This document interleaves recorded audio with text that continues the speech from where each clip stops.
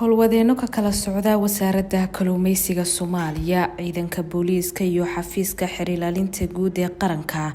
ayaa tababar ku saabsan ilaalinta xeebaha iyo la dagaalanka kalluumeysiga sharci darrada ah waxa ay ku soo qaateen jasiiradda Seychelles waxayna dib ugu laabteen magaalada Muqdisho ee caasimadda dalka Soomaaliya. kulan casho sharaf ah ayaa waxaa saraakiishani u sameeyay wasiirka wasaaradda kalluumeysiga iyo kheyraadka badda Soomaaliya Cabdullaahi Bidhaan Warsame waxaana ka qayb galay xeer ilaaliyaha guud ee qaranka iyo saraakiil ka socotay ciidamada booliiska Soomaaliyeed. agaasime Cabdicasiis Xaaji Bashiir oo wasaaradda kalluumeysiga Soomaaliya ka socday iyo Maxamed Cali Maadey oo ka socday hoggaanka ilaalinta xeebaha ee booliiska Soomaaliya ayaa faahfaahin waxa ay ka bixiyeen tababarka ay saraakiishani ku qaateen ee lagu baranayay ilaalinta xeebaha ka hortagga kalluumeysiga sharci darrada ah iyo si guud sharciyada caalamiga ah ee badaha adduunka. aan qaadanay wuxuu isugu jiray theory marka koowaad oo aan ku baranay shuruucda caalamiga ah, shuruucda gobolka, shuruucdaas oo Soomaaliya in badan oo kamid ah ay waajib ku tahay inay wax ka fuliso, in badan oo kalena ay si voluntary ah ay uga shaqeyn karto. waxaa looga baahan yahay dal kasta oo kamid ah xubna kamid ah UN-ka sida FAO ama IUTC origin-ka ah in uu wixii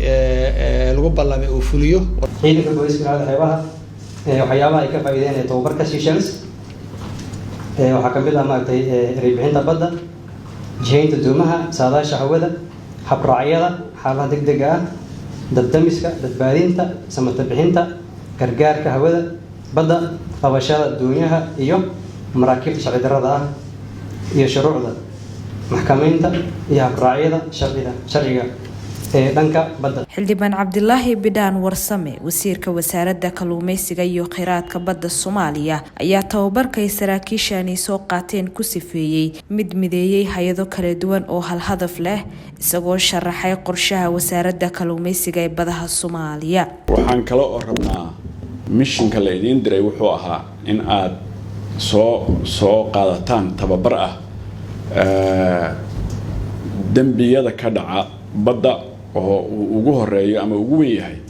sharci darrada kalluumeysiga oo haddeer aad ka timaadeen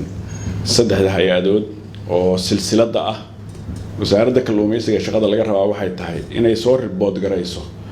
cidda ku jirta badda Soomaaliya oo sida sharci darrada uga kalluumeysanaysa, maadaama ay wasaaradda kalluumeysigu tahay cidda u fasaxda in si sharci looga kalluumeysto. marka sharci darrada la soo sheego booliiska hay'adda booliiska shaqadeedu waxa weeye inay soo qabato oo ay ciddii la yiri waa sharci darro ay soo qabtaan. marka la soo qabtana in la maxkamadeeyo oo dambigii iyo dacwadii iyo wixii ay lahaayeen lagu qaado xeer ilaalinta u taala. xeer ilaaliyaha guud ee qaranka Soomaaliya Suleymaan Maxamed Maxamuud oo ugu dambeyntii kulankani ka hadlay ayaa kalluumeysiga sharci darrada ee biyaha Soomaaliya ku tilmaamay musiibo qaran maadaama ay xaalufin xooggan geystaan. haddii aad ka warhaysid iyo hadaad ka warhaynba kalluumeysiga sharci darrada ah Soomaaliya waxa uu yahay musiibo qaran oo musiibooyinka waaweyn ee Soomaaliya kheyraadkeeda ka jira midda ugu weyn waxa weeye kheyraadkaas Ilaahay subxaanahu wa ta'aala uu siiyay badeena waxa ka faa'iideysta sharci darro ah biyaha Soomaaliya ay leedahayna ku dhex jira dadyo kaleeto u soo shaqo tagay inay xeebaha Soomaaliya ay ka qaataan kheyraadka kala duwan Ilaahay ku manaystay walibana ay nabaad guuriyaan xilli aan fogeyn in maraakiibtaas la soo qabqabto xafiiska xeer ilaalinta oo maxkamadda awoodda u la horgeeyo cid kasta oo ku shaqo leh